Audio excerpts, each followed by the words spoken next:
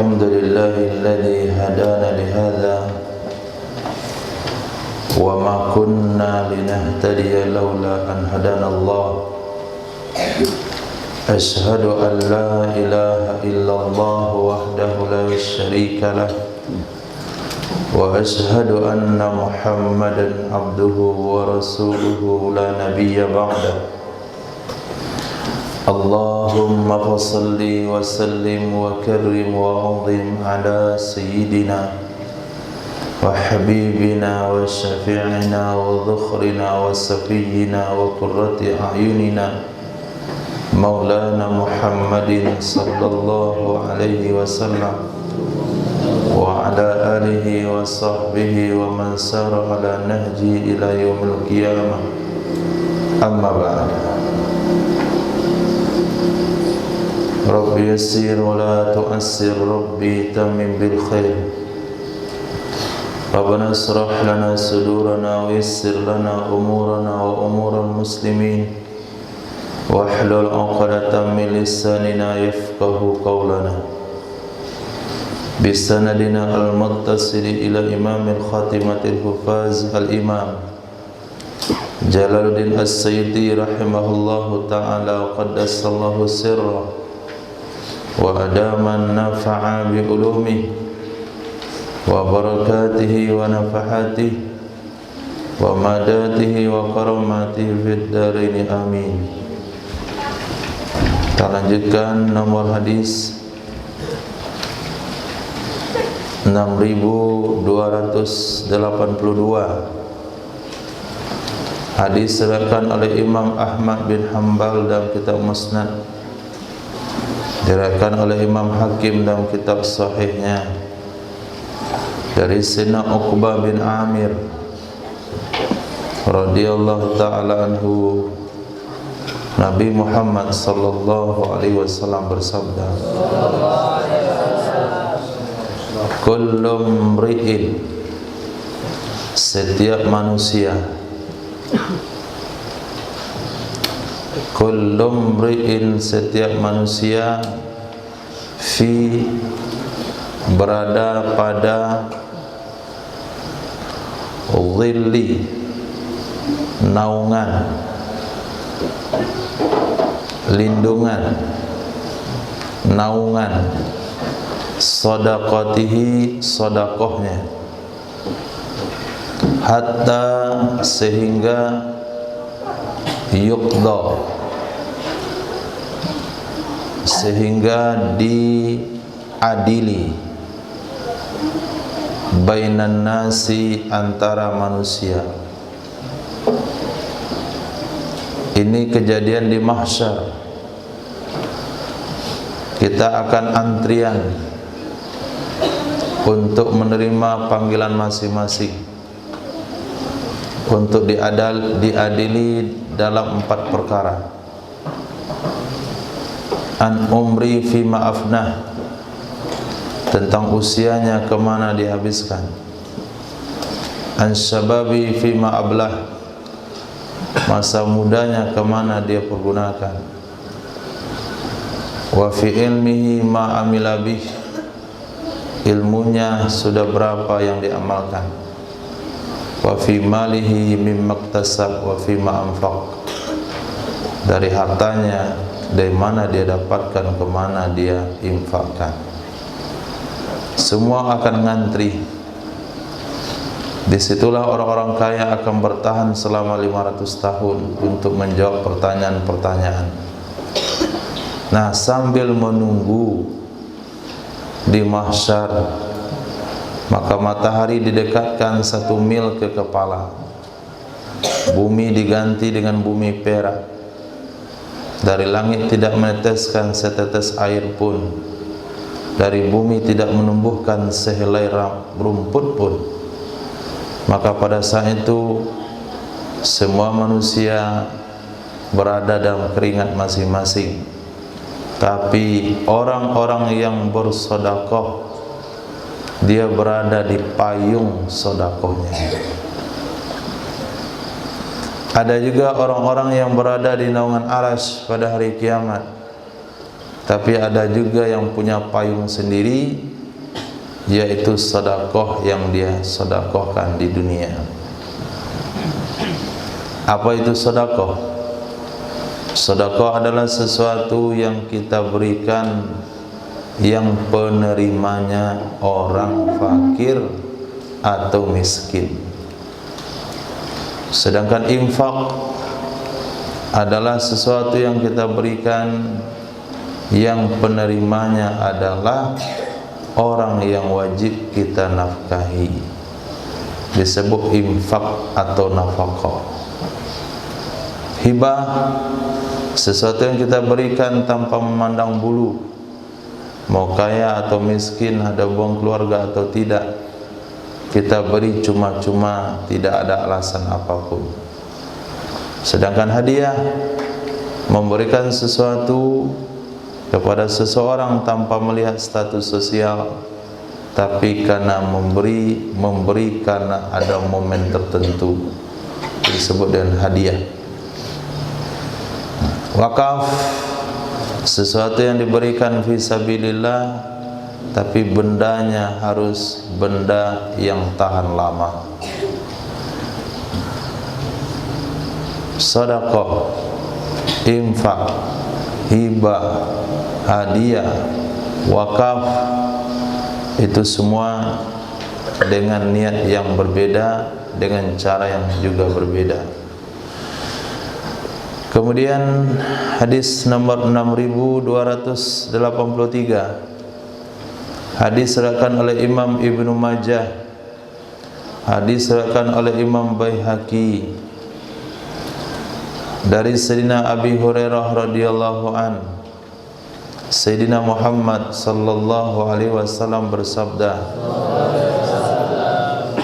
kullu amrin dzibalin, setiap perkara yang memiliki tujuan yang baik. Kullu, setiap, amrin, perkara, dzibalin, yang memiliki tujuan yang baik. La yubda'u fihi, yang tidak dimulai, yang tidak diawali, fihi, padanya perkara, padanya sesuatu, dengan ucapan alhamdulillah, aqta'u, itu terputus. Aqta'u, terputus. Ulama menafsirkan terputus dari keberkahan. Untuk melengkapi hadis di atas, yaitu dengan hadis yang berikutnya, kullu amrin dzibalin, artikan budiman, kullu amrin dzibalin,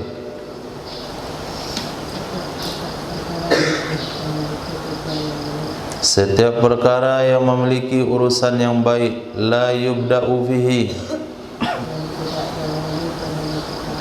bi bismillahirrahmanirrahim, aqta'u, terputus, kan sama hadis di atas. Kullu amrin dzibalin, artikan Yusuf Habib Gadud, kullu amrin dzibalin, zibalin,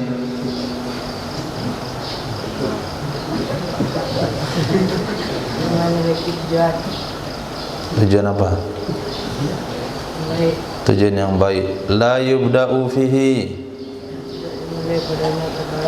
bihamdillahi wassalati alayya. Udah agak beda hadisnya. Wassalati alayya, dan berselawat kepada saya.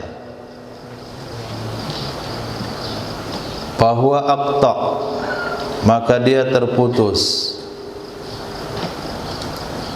abtar, terputus, mahmukun, dihapus, min kulli barakah, dari setiap keberkahan. Jadi ada 3 hadis tentang Amri Dzibalin. Kalau tidak dimulai dengan alhamdulillah, hilang berkahnya. Kalau tidak dimulai dengan bismillah, hilang berkahnya. Kalau tidak dimulai dengan berselawat, hilang berkahnya. Supaya perkara itu berkah, mulailah dengan bismillah, alhamdulillah, dan selawat kepada Sayyidina Muhammad sallallahu alaihi wasallam. Bismillahirrahmanirrahim. Alhamdulillahirabbil alamin.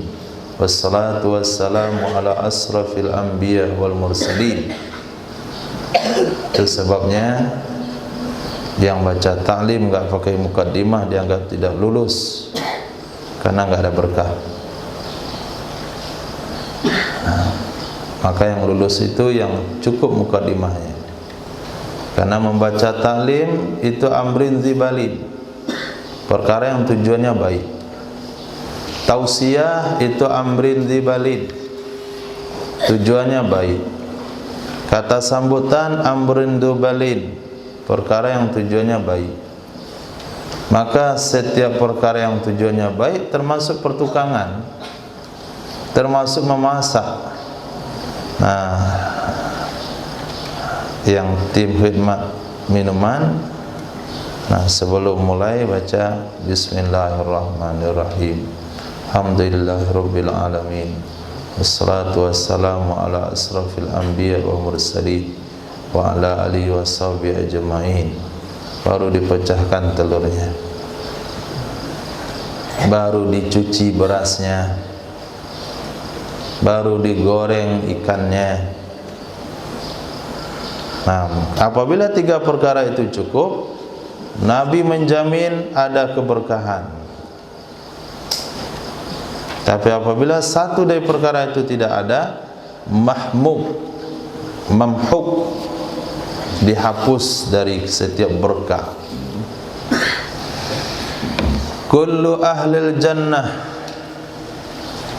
setiap penduduk sorga,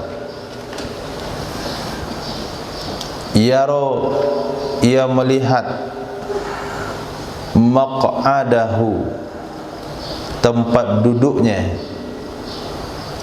minan nari, di neraka. Setiap ahli sorga, yaro, dia akan melihat maq'adahu, tempat duduknya, minan nari, dari neraka. Karena setiap manusia yang dilahirkan ke muka bumi, dia punya 2 tempat duduk. Dia punya 2 tempat, satu lokasi di sorga, satu lokasi di neraka. Setiap kita, setiap manusia. Maka ketika penduduk sorga sudah masuk ke dalam sorga, maka dia melihat ke neraka, dia lihat ada kursi kosong. Di situ tertulis namanya, tempat duduk fulan bin fulan. Fayaqul, maka saat itu dia baca, laula annallaha hadani, laula, jikalau bukan, annallaha, sesungguhnya Allah, hadani, memberi hidayah ia akan aku.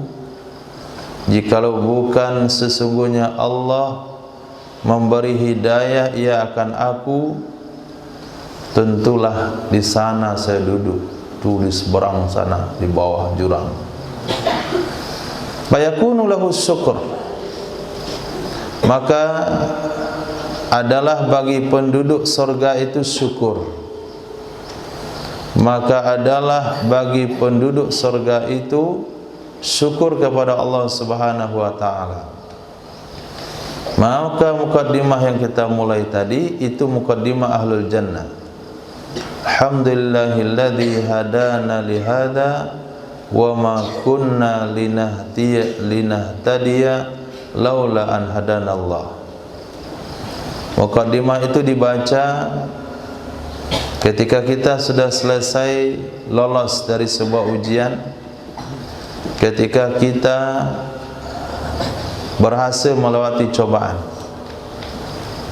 maka lebih tepatnya muqaddimah itu dibaca di khutbah kedua, sehingga tidak ada rasa angkuh dan sombong dengan materi khutbah pertama. Alhamdulillahilladzi hadana li hadza wa ma kunna linahtadiya laula an hadanallah. Segala puji bagi Allah yang telah menunjukkan kepada saya ini penyampaian khutbah pertama. Kalaulah bukan hidayah Allah, maka tidak akan bisa penyampaiannya seperti yang disampaikan. Itu ijtihad masing-masing.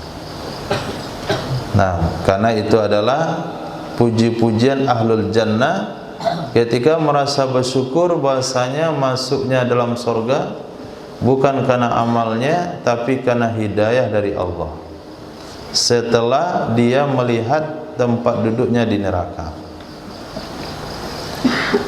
Wa kullu ahlin nar, dan setiap penduduk neraka, wa kullu ahlin nar, dan seluruh penduduk neraka, ia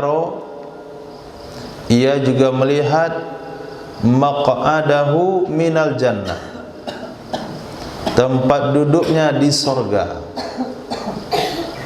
tempat duduknya di surga. Jadi penduduk neraka juga memandang ke surga dari bawah ke atas, diperlihatkan oleh Allah ada satu kursi, ada satu porsi yang tertulis namanya di situ, tapi dia tidak mendapatkannya.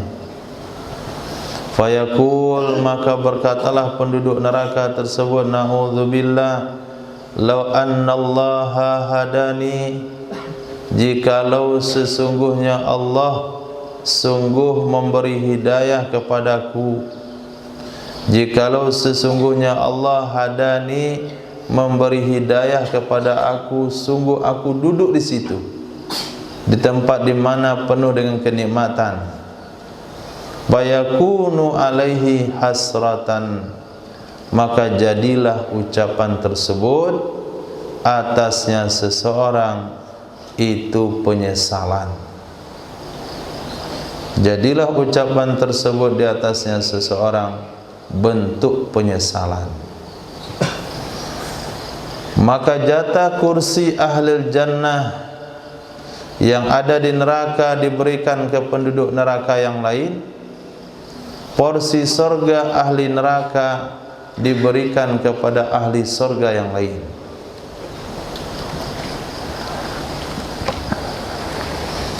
Kullu bina'in wabal, setiap bangunan itu menjadi musibah, setiap bangunan menjadi tanggung jawab, ala sahibih, atas pemiliknya, illa masjidan, kecuali masjid. Seseorang yang bangun rumah akan dipertanyakan di akhirat kelak, kenapa kamu bangun rumah? Ya Allah, untuk menjaga kehormatan, kepala diangkat. Untuk menjaga kehormatan keluargaku. Berapa keluargamu? Hanya 5 orang. Kenapa kamarnya 7? Satu untuk tamu, satu lagi, satu lagi, satu lagi, satu lagi, tampar oleh mereka ini. Nggak tahu dia jawabannya. Kecuali masjid. Dan masjid itu tidak akan diminta pertanggungjawaban di akhirat kelak. Kalau dia bangun masjid, nggak akan dipertanyakan kenapa kamu bangun masjid, tapi tetap dipertanyakan dari uang mana kamu bangun masjid. Kalau dia bangun masjid dari uangnya sendiri, maka dia mendapatkan surga, rumah.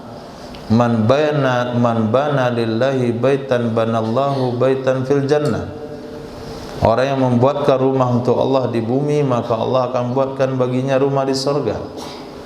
Walaupun rumah yang dia sumbangkan untuk masjid hanya sebesar sarang burung pipit. Tapi kalau dari harta yang haram, innallaha tayyibun la yaqbalu illa tayyibat. Allah Maha bersih dan tidak mau menerima kecuali yang bersih-bersih saja. Jadi maksudnya di sini, kalau bangunannya, uangnya, dananya sama-sama dari uang halal, sama-sama dari uang halal. Kalaupun rumah, kalaupun masjid, kalau itu masjid dari uang halal nggak jadi problem. Tapi kalau rumah sendiri, itu akan jadi permasalahan kalau tidak sesuai dengan keperluan dan niat yang diniatkan. Maka pada hari ini kita memandang rendah kepada orang yang ngontrak, yang tidak punya rumah. Tapi di akhirat kelak beruntunglah orang-orang yang tidak punya rumah tersebut, karena tidak ada wabalnya, tidak ada yang dipertanyakan, tidak ada yang perlu dipertanggungjawabkan. Maka Nabi yang paling miskin di dunia ini adalah Nabi Isa alaihissalam. Beliau tidak punya rumah. Riwayat menceritakan beliau hanya tidur di atas sehelai papan. Kalau beliau istirahat, matahari menyinari dari arah barat, matahari papannya akan dimiringkan di arah barat untuk menghalangi cahaya matahari, dan beliau tidur di bawah bayangan papan tersebut. Nabi Isa alaihissalam. Begitu juga hari ini masyarakat muslim yang selalu menjaga ketaatan kepada Allah, yang tinggal di kota-kota besar, hidup di bawah kolong-kolong jembatan, hidup di emperan-emperan toko, hidup dalam kardus. Pernah lihat orang tidur dalam kardus? Hah? Belum? Pergi jalan-jalan malam di kota-kota besar. Di Bukit Tinggi mungkin belum ada, di Padang mungkin nggak ada. Tuh dia beli itu kardus mesin cuci, kardus kulkas, nanti dia miringkan, malam masuk situ, taruh aja di teras kedai orang. Nah, pagi dia keluar, kardusnya dilipat, ditaruh di jembatan layang. Nah, di akhirat ditanya, mana rumah? Di mana kamu tinggal? Ya Allah, dalam kardus. Itu nanti di akhirat nggak ada problemnya itu, nggak ada problem. Tapi yang punya rumah besar bertingkat, tinggal 2 orang, kamar 6, kamar 7, kamar 12. Nah, itu besok berat urusannya. Kullu bunyan, setiap bangunan, wabal itu menjadi musibah, menjadi beban ala sahibih, terhadap pemiliknya, kecuali maka hakadha, sesuatu yang ada ia segini. Nah, segini. Nampak segini ya? Nah. Wa asyara bi kaffih. Nabi isyarat dan telapak tangannya. dengan satu telapak tangan. Kecuali segini, ini aman nih kalau rumahnya segini. Apa maksud segini? Hanya sesuai keperluan saja. Hanya sesuai keperluan saja. Ini Masya Allah, lomba-lomba bikin rumah besar. Nah, semakin besar rumahnya, semakin terkenal dia. Ada ruangan tamu, oke, bagus. Ada ruangan makan, ada ruang keluarga, ada ruangan syuting, ada ruang editor, ada ruang gudang, ada ruang penyimpanan, ada kamar pembantu, ada kamar tamu, ada kamar hantu.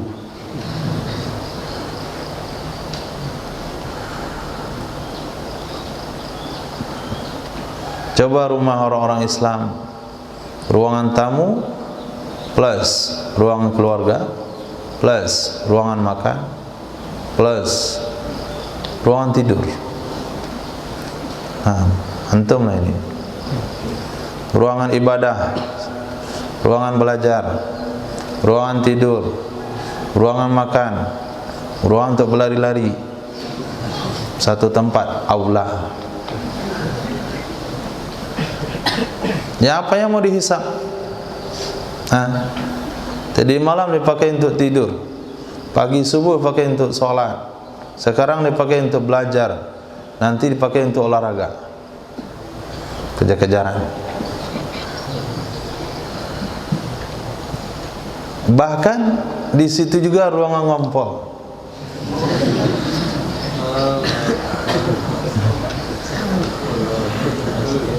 Sebagian saja.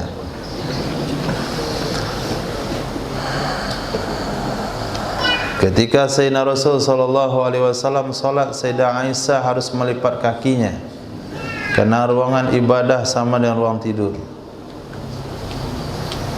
Wa kullu ilmin wabal, setiap ilmu itu menjadi beban ala sahibi, atas pemiliknya. Yaumal qiyamah, pada hari kiamat, illa, kecuali man amila bih, orang-orang yang beramal dengannya ilmu. Maka setiap ilmu yang kita baca niat amal, itu yang pertama. Kalau ada kesanggupan kita langsung amal. Kalau enggak ada kesanggupan kita niat amal. Sehingga ilmu itu tidak menjadi beban. Jadi membaca ilmu memang untuk diamalkan. Ilmu nausarah untuk diamalkan, di praktek baca kita. Untuk mendapatkan pemahaman yang benar. Dapat pemahaman yang benar, wujudkan bentuk amal. Beramal dalam bentuk nahi mungkar, beramal dalam bentuk amar ma'ruf, baik amal berbentuk uswah tauladan, baik amal untuk pribadi maupun amal untuk penyampaian ke tengah masyarakat. Maka ilmu itu tidak akan menjadi beban di akhirat kelak. Kullu bani Adam, setiap manusia, yamassuhu, menyentuh akannya asyaitanu, oleh setan. Setiap manusia yamassuhu, menyentuh akannya asyaitanu, oleh syaitan. Kapan? Kapan? Yauma, pada hari waladatshu, yang melahirkan akannya manusia, ummuhu, oleh ibunya, dilahirkan oleh maknya, dia disentuh oleh syaitan. kecuali Sayyidatina Maryam dan putra beliau Nabi Isa alaihissalam. Nah, hadis itu belum begitu jelas. Di mana letak tidak jelasnya? Hadis itu belum begitu jelas. Di mana letak enggak jelasnya?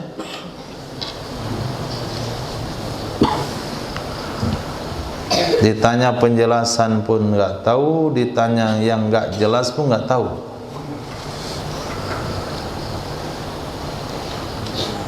Yasin, di mana letak enggak jelasnya?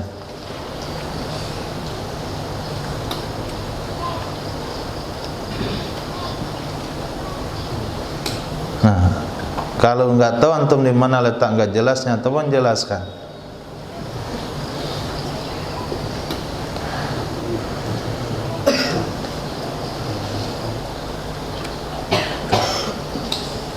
Angga, di mana letak enggak jelasnya?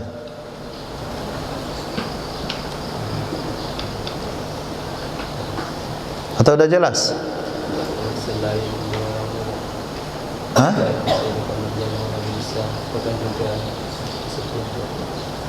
Ya, selain Nabi Isa, selain Sayyidatina Maryam, ya semua manusia. Oh, Nabi masuk atau enggak? Nah, kata ulama, Nabi juga enggak masuk. Nabi Isa aja enggak disentuh, apalagi Nabi. Nabi Adam juga enggak masuk. Kenapa? Nabi Adam enggak dilahirkan oleh emaknya.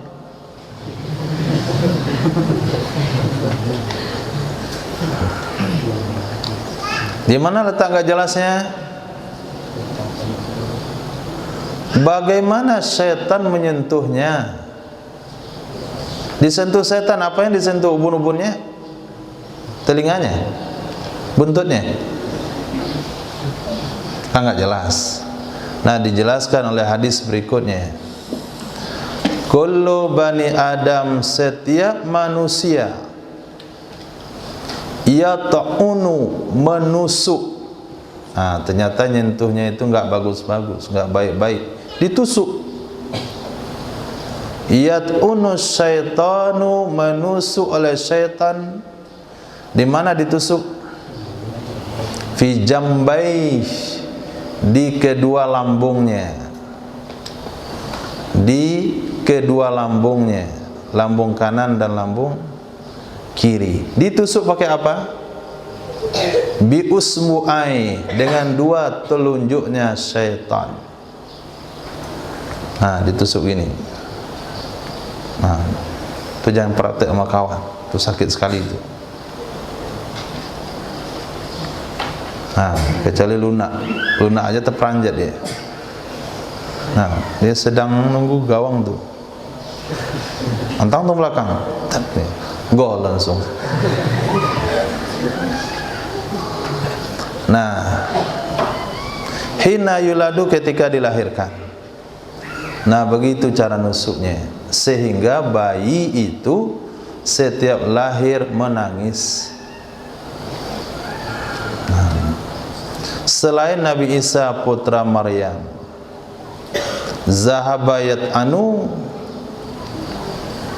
pergi ya syaitan untuk menusuk. Zahabayat anu, pergi ya syaitan pengen menusuk. Fata'ana fil hijab, lalu dia bisa menusuk di dalam hijab. Maka dia menusuk dalam hijab.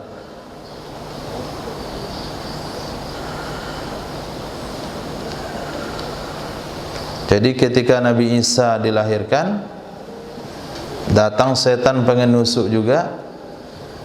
Ternyata dia tidak bisa menusuknya langsung, tapi dia ta'ana fil hijab. Dia telah menusuk Nabi Isa ketika Nabi Isa sudah dalam hijab. Hijab di sini adalah hijab Allah Subhanahu wa taala.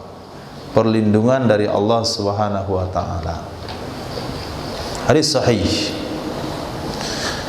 Nah, Sayyidina Muhammad sallallahu alaihi wasallam juga termasuk dari orang-orang yang tidak diganggu syaitan.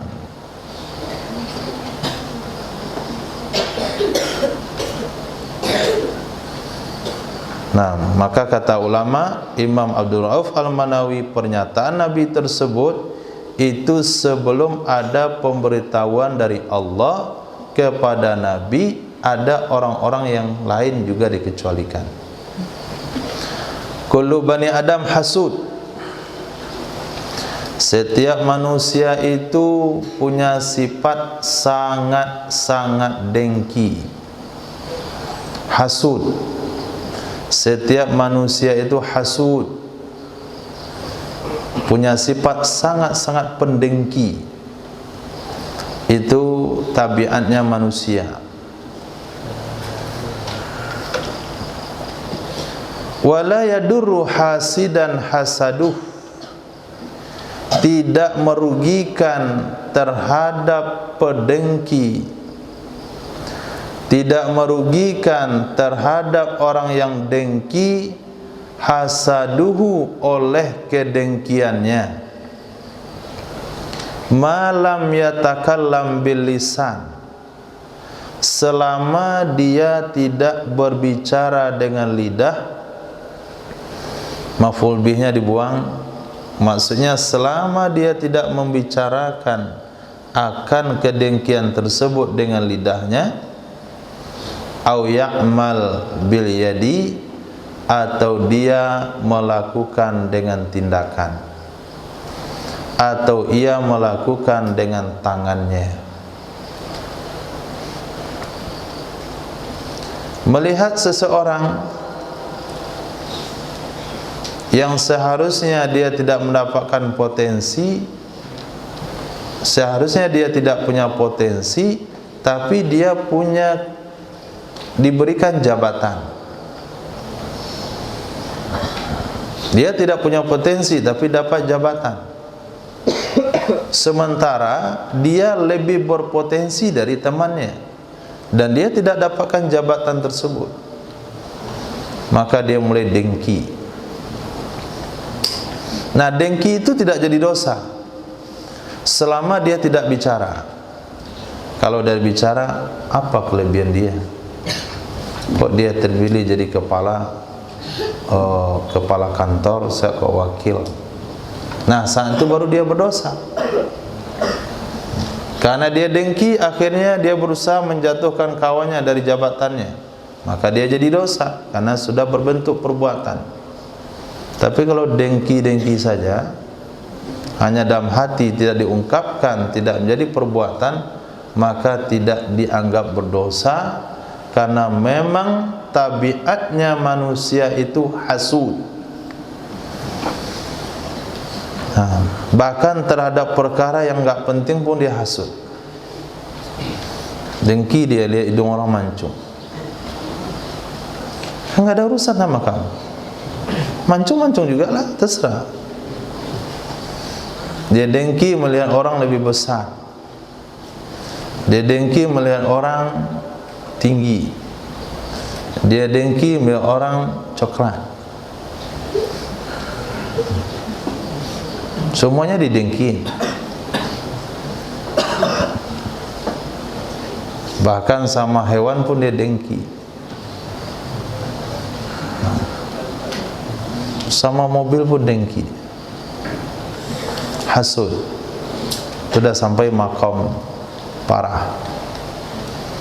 Jadi habis waktunya dengan melihat orang lain. Nah, mana caranya? Jangan diomongin. Caranya jangan dijadikan sebagai wujud sikap.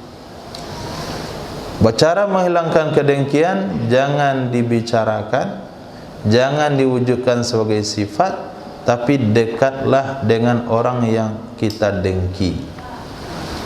Nah, sama siapa kita dengki, kita dekat dengan dia, maka kedengkian itu akan hilang.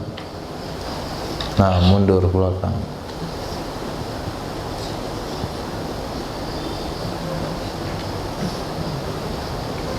Nah, itu caranya. Siapa yang terdengki di kelas tersebut, dekat duduk dengan dia. Tahadau tahabbu, saling memberi maka akan saling mencintai. Nih antum saya kasih permen. Kok saya? Kan antum paling sedengki. Nah begitu caranya. Kadangkala kedengkian itu terjadi ketika kita ada jarak dengan kawan yang didengki. Tapi ketika kita sudah tahu, kita nggak dengki lagi. Bisa jengkel ya dia. Kenapa? Kita ngomong nggak pernah dia lihat. Kita ngomong dia lihat yang lain. Asal ngomong sama dia, yang lain dilihat, nggak ada perhatian. Didekati, ternyata kawannya juling. Oh, pantasan. Itu si fulan, jumpa saya kasih salam, dia nggak jawab.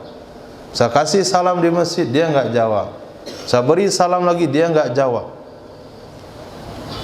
Nggak mau lagi ngasih sama dia. Setelah didekati, ternyata orangnya bisu. Nah, orangnya bisu. Mana mau jawab salam, dia nggak dengar salam kamu. Dia bisu. Orang bisu kan kita nggak tahu. Nah, jadi cara menghilangkan kedengkian yaitu dengan cara membaur kepada orang yang kita dengki. Kullu bani Adam khata'. Setiap manusia itu banyak salahnya.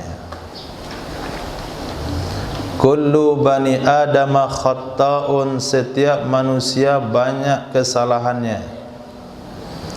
Wa khairul khata'in at-tawwabun. Sebaik-baik orang-orang yang banyak salah itu orang-orang yang sering taubat. Itu terjemahan ikut kaidah nahwu. Setiap manusia khata', banyak salahnya, sering salahnya. Wa khairul khata'in. Sebaik-baik orang yang sering berbuat salah. Kenapa diartikan sering? Amsilah mubalaghah. At-tawwabun itu juga amsilah mubalaghah. Orang-orang yang sering bertaubat.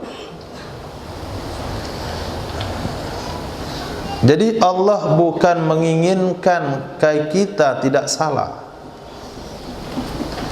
Allah tidak menginginkan kita enggak salah. Allah juga tidak menginginkan manusia tidak berbuat dosa. Hadis yang kita baca minggu lalu, kalaulah ada umat tidak berbuat dosa, maka Allah akan hancurkan umat itu, diganti dengan umat pendosa yang mau bertaubat. Berarti masalahnya bukan kalian buat dosa atau tidak buat dosa, tapi permasalahannya kalian sadar atau tidak, mengaku atau tidak. Itu yang penting bagi Allah. Mau mengaku atau tidak, mau menyadarinya atau tidak, mau bertobat atau tidak. Tapi kalau mau menjadi orang yang tidak berdosa, nggak mungkin. Karena Allah sudah katakan setiap manusia itu banyak salah. Kita mau dari yang terbaik dari yang berbuat salah itu, yaitu yang mau mengaku kesalahannya di hadapan Allah. Astaghfirullahaladzim alladzi la ilaha illa huwal hayyul qayyum wa atubu ilaih. Itu ungkapan setiap selepas sholat. Itu wujud daripada tawwabun. Nah, bentuk pengamalan dari tawwabun, orang-orang yang banyak bertaubat. Subuh baca 3 kali, zuhur 3 kali, asar 3 kali, maghrib 3 kali, isya 3 kali, pagi 100 kali, sore 100 kali.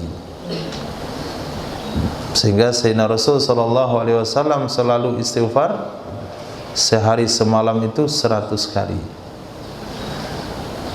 Ada sebuah riwayat bukan sehari semalam, satu majlis. Ada riwayat 70 kali.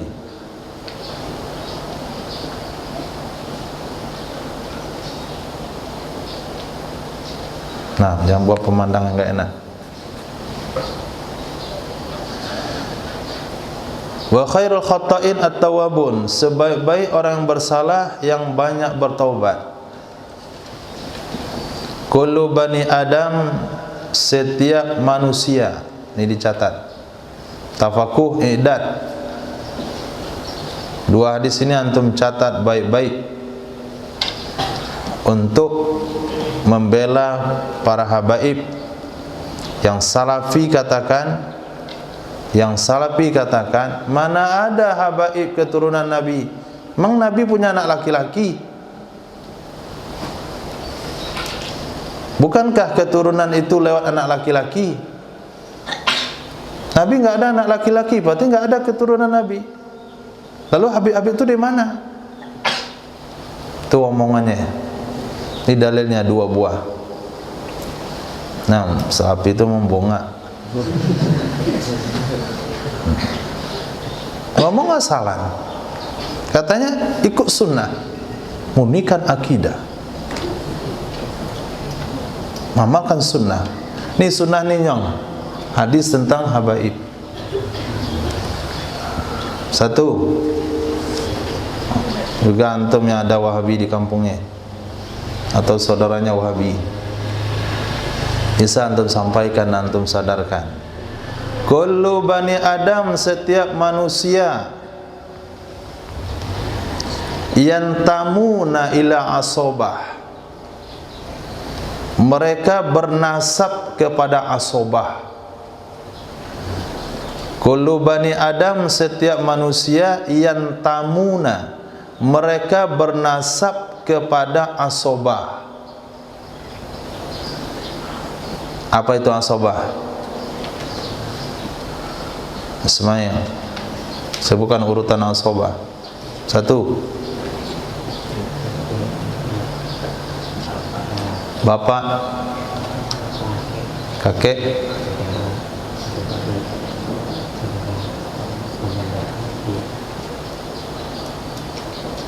dua doang. Nah, cukuplah 2 yang dimasukkan di sini, memang 2. Tapi yang asobah enggak 2. Bapak, kakek, anak laki-laki, anak laki-laki dan anak laki-laki, saudara laki-laki seibu sebapa, saudara laki-laki sebapa, anak laki-laki dan saudara laki-laki seibu sebapa, anak laki-laki saudara laki-laki sebapa, paman seibu sebapa, paman sebapa, anak laki-laki di paman seibu sebapa, anak laki-laki di paman sebapa, paman sebapa dan sebapa, dan begitu seterusnya. Tapi asabah yang dimasukkan di sini adalah bapak dan kakek. Nah, seluruh manusia bernasab ke paman dan kakeknya. Ke bapak dan kakeknya. Setiap orang bernasab ke bapak dan kakeknya. Nah, Zahran bin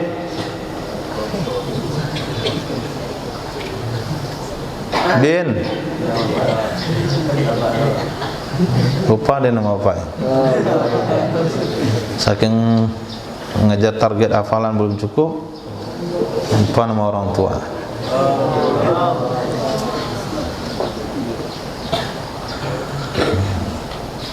Fatir bin Banu Haran. Haran itu kampungnya. Nah, itu bedanya orang Indonesia sama Malaysia. Kalau orang Malaysia sebut nama, sebut ayah. Disebut ayah, disebut namanya, enggak dipanggil ayahnya, dia merasa dituduh anak dapat di mana. Tapi orang Indonesia tanya ayahnya, malu dia.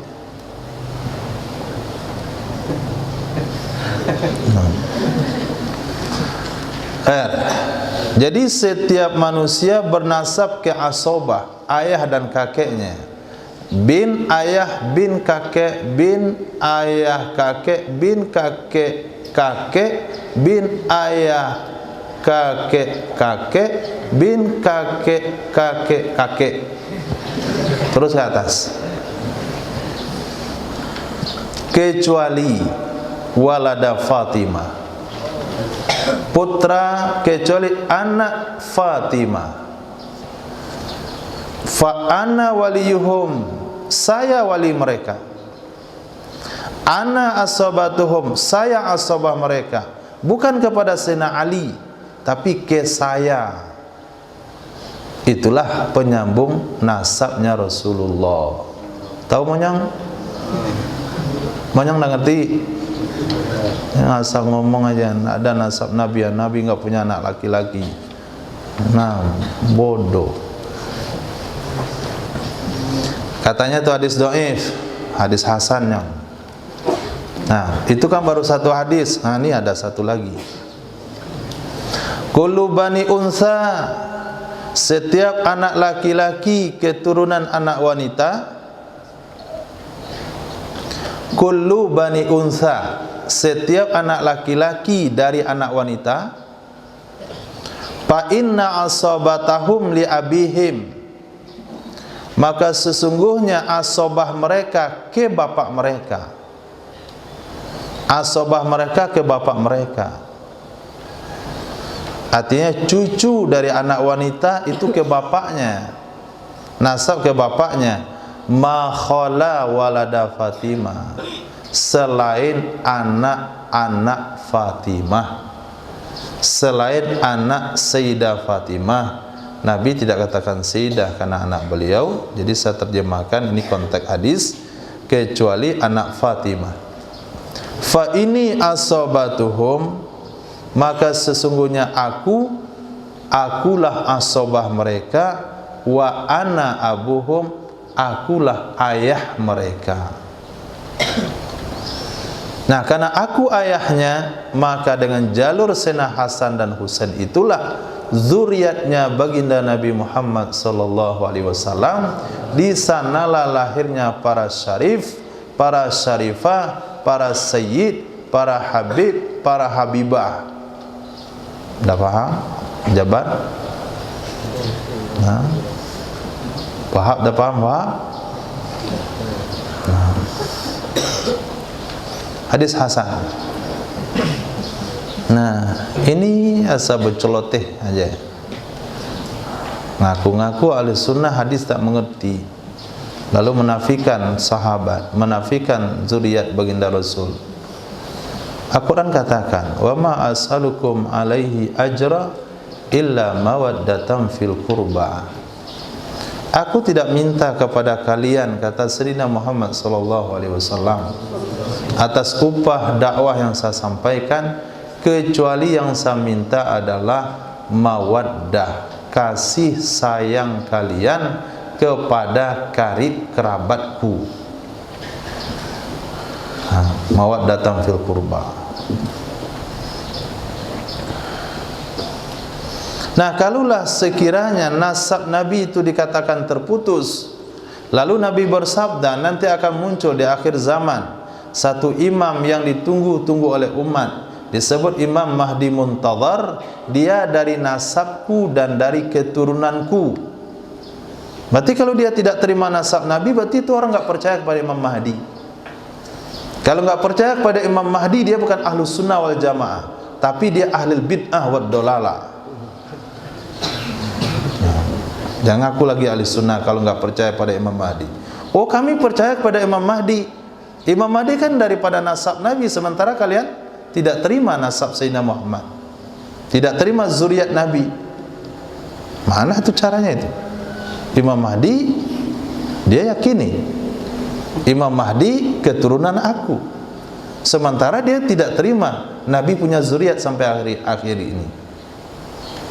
Coba bagaimana otaknya berpikir. Nah, itu sama seperti truk yang nyebur kemarin itu ke bawah sungai itu berantakan. Kontra antara satu statement dan statement yang lain. Khair. Intinya apa? Singkirkan salafi dalam hidupmu, pemahamannya dan akidahnya. Nah, karena mereka berdasarkan pengetahuan yang tidak jelas. Kenapa tidak jelas? Karena dia berfikir sendiri, tidak mau bermazhab, tidak mau ikut para ulama yang sudah mengetahui banyak hal. Dia baru mulai belajar, sehingga banyak yang dia nggak tahu dalam agama ini, tapi sok tahu dan tidak mau dikasih tahu. Hadis berikutnya, Sayyidina Muhammad sallallahu alaihi wasallam bersabda, kullu bai'aini, setiap dua orang yang melakukan transaksi jual beli,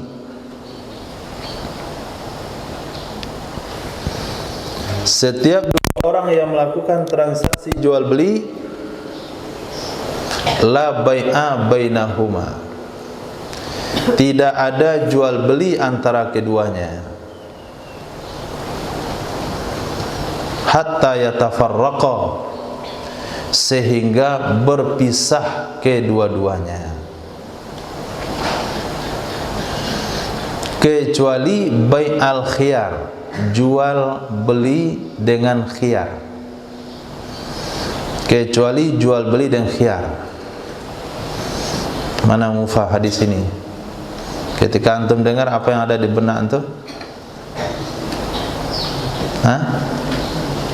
Daripada hadis yang tadi, antum kan dah dengar hadis tadi itu, setiap manusia banyak salah, sebaik-baik yang salah bertaubat. Setiap manusia bernasab ke asobahnya, kecuali anak Sayyidah Fatimah. Lalu dengar hadis ini, setiap orang melakukan jual beli, tidak ada jual beli di antara keduanya, sehingga berpisah kedua-duanya, kecuali jual beli dan khiyar. Apa reaksi hadis-hadis itu di kepala antum? Nggak tahu. Ketika mendengar hadis pertama nyaman saja, aman di sini nih, nggak ada apa-apanya. Coba dengarkan hadisnya. Setiap manusia banyak salah, sebaik-baik yang bersalah yang bertobat. Ada beban di benak? Nggak ada pemikiran? Nggak ada tekanan? Coba udah masuk dalam bab ini. Setiap dua orang yang melakukan jual beli, tidak ada jual beli di antara mereka berdua sampai mereka berpisah, kecuali jual beli dan khiyar. Apa mafhumnya? Apa mafhumnya? Itulah hadis fikih. Apalagi bab muamalah, itu perlu beban otak sedikit. Dia masuknya ke otak nggak mulus. Nyangkut dia di dahi sehingga berkerut. Apa maksudnya? Itu sebabnya tamat SD itu nggak boleh belajar fikih, karena otakmu tak cukup untuk memahami. Kalau dipaksakan memahami, antum jadi bermutu, bermuka tua.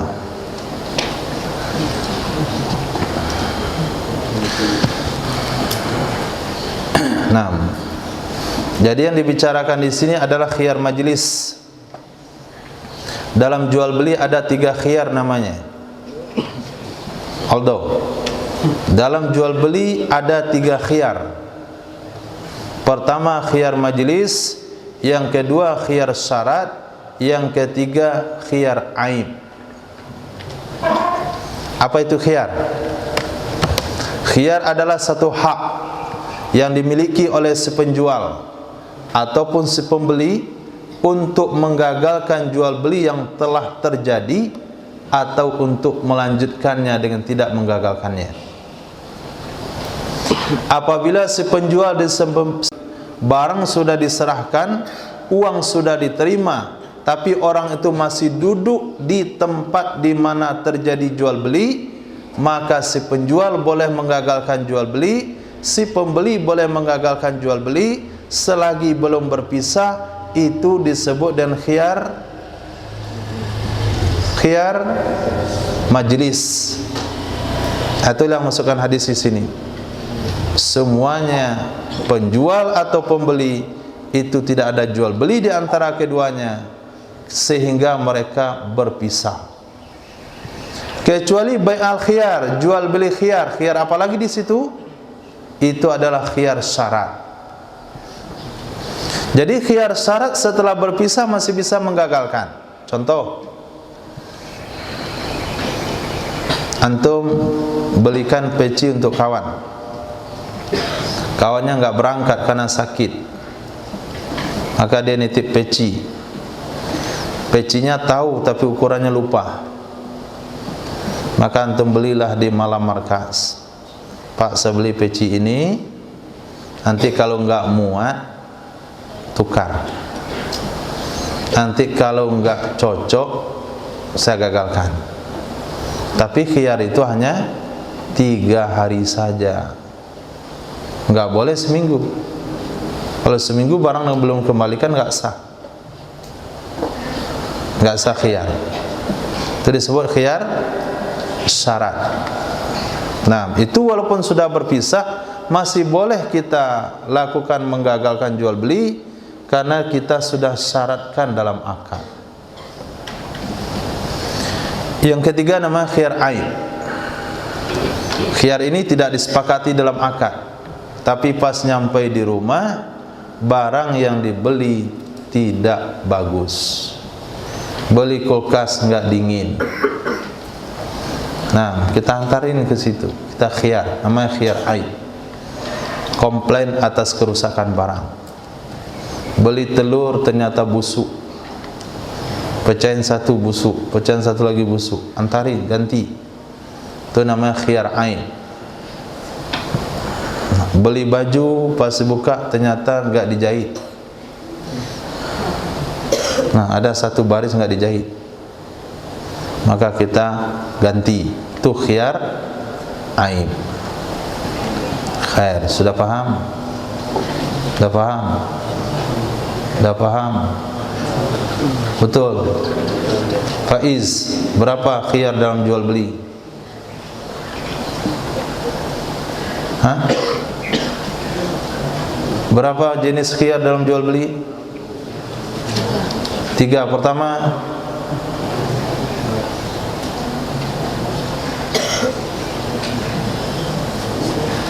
kata dah paham. Hamzah, pertama khiyar majlis, kedua, ketiga khiyar aib. Nah, kan tamat SD nggak bisa belajar kan? Nah, itu yang udah 2 tahun tamat SD bisa.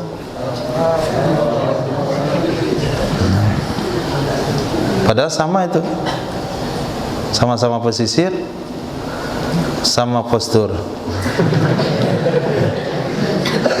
Tapi karena antum baru tamat SD, jadi nggak cukup kepala untuk menampung, dia nggak ngerti. Nah, itu sebabnya nggak ada alim untuk yang tamat SD. Kullu jasadin, setiap badan, nabata yang tumbuh, min suhtin, dari makanan haram, pannaru, maka neraka, aula bihi, lebih pantas dengannya. Setiap badan yang tumbuh dari makanan haram, maka neraka lebih pantas dengannya. Ketika Sayyidina Abu Bakar As-Siddiq radhiyallahu ta'ala anhu, beliau mau berbuka puasa. Kemarin baru cerita dibaca dan kita kabair. Baru mau berbuka puasa, maka beliau mendapatkan hidangan makanan dari salah seorang mantan budaknya. Budaknya dulu itu pernah menjadi pura-pura jadi dukun. Lalu ketika dia pura-pura jadi dukun, tapi berhasil juga menyembuhkan pasiennya waktu itu. Karena kesembuhan di tangan Allah. Akhirnya ketika sudah masuk Islam, beliau lewat di tempat di mana dulu beliau pernah menyembuhkan pasiennya. Lalu teringatlah sama pasien, ini dukun saya dulu. Dikasihlah sejenis makanan. Ada riwayat mengatakan minuman susu. Dibawalah kepada Sayyidina Abu Bakar As-Siddiq. Karena beliau puasa, beliau terlanjur berbuka tanpa bertanya. Selesai diminum seteguk, ternyata itu hasil perdukunan yang berpura-pura lagi. Kalau hasil perdukunan saja itu sudah jelas haram. Ini dukun pura-pura. Akhirnya dimuntahkan oleh Sayyidina Abu Bakar, tidak bisa dimuntahkan. Kata orang-orang, cara muntahkannya mudah, minum banyak-banyak. Dah gembung baru bisa muntah. Maka beliau pun minum. Lalu ditanya, wahai Abu Bakar, kenapa engkau berusaha begitu sekali untuk memuntahkan seteguk susu? Kata Sayyidina Abu Bakar As-Siddiq radhiyallahu an, kalaupun mesti hilang nyawa sekalipun aku akan muntahkan, karena Nabi bersabda, kullu nabat, kullu badanin, kullu jasadin, kullu lahmin. Banyak riwayatnya, nabata min suhtin, yang tumbuh dari makanan haram, neraka wajib untuknya. Nah, maka jangan dianggap remeh hanya ngambil sepotong roti. Kalau roti itu langsung jadi daging. Tapi kalau roti itu lewat saja enggak jadi daging, maka aman. Tapi kalau ada tumbuh ada sel daging sedikit saja, itu mesti dibakar di neraka. Nah, kalau Allah sayang sama kita, Allah tidak bakar di neraka, tapi dibakar dengan demam panas. Maka diindikasikan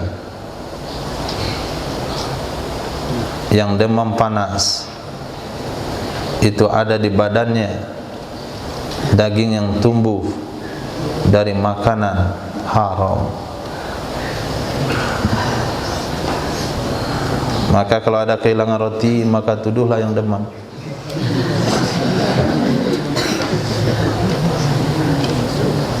Nah, maka kalau enggak mau dituduh mengambil roti orang, jangan, dia akan demam.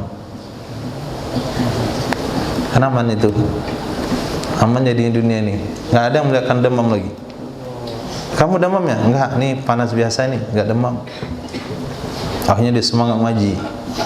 Kenapa? Supaya enggak dituduh ngambil roti. Alhamdulillah.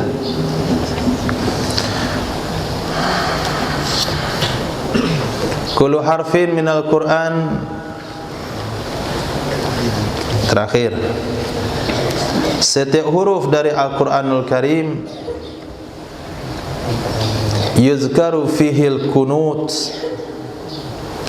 yang disebutkan di dalamnya akan kunut,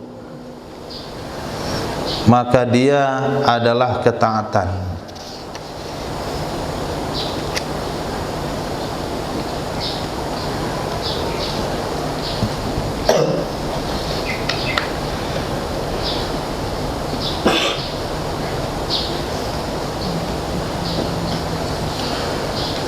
Kunut yang dimasukkan di sini adalah ruku'. Wal kunutu ar-ruku'u. Fakulu syai'in istaqarra wa lam yataharrak fa huwa raqid. Setiap sesuatu yang tetap tidak bergerak itu disebut raqid, tenang. Fal kunut muqabatu syai' bis syai'. Kunut itu adalah pengimbangan sesuatu dengan sesuatu. Dan kunut itu adalah muqalabatul qalbi azamatan man waqafa baina yadayhi. Ada juga yang menafsirkan kunut itu adalah muqalabahnya hati, berbolak-baliknya hati karena keagungan zat yang kita berdiri di hadapannya. Nah, bukan kunut subuh. Ini juga enggak boleh gunakan untuk hadis kunut subuh. Saya ulang kunut subuh yang benar, jangan sampai salah lagi para imam. Allahumma hdina fi man hadait. Hanya enggak boleh panjang. Hanya enggak boleh panjang. Allahumma hdina fi man hadait. Lupa ini. Wa afina fi man afait. Itu panjang namanya. Wa afina, fi-nya enggak boleh panjang. Kalau panjangnya fi berarti khitab kepada wanita. Kalau sengaja haram hukumnya. Wa afina fi man afait. Wa tawallana fi man tawallait. Man itu cuma 3. Allahumma hdina fi man hadait, wa afina fi man afait, wa tawallana fi man tawallait. Yang keempat jangan man, an-nur. Nah, tapi ma. Wa barik lana fi ma a'tait. Nah, kalau fi man a'tait itu artinya anak. Tapi kalau wa barik lana fi ma a'tait itu semuanya, pakaiannya, ilmunya, rezekinya, rumahnya, kendaraannya, keluarganya, fi ma a'tait. Wa tawallana wa barik lana fi ma a'tait wa qina, ki enggak boleh panjang, wasrif anna bi rahmatika syarra ma qadait. 5 rangkaian pertama itu dibaca jahar dan diaminkan oleh makmum. Hadis riwayat Imam Hasan bin Ali radhiyallahu an. Itu hadis kunut. Jadi setiap huruf dari Al-Quran yang disebut di sana kalimat kunut, kalimat ruku, warka'u ma'ar raki'in, itu adalah taat mananya. Taat kepada Allah Subhanahu wa taala. Titik.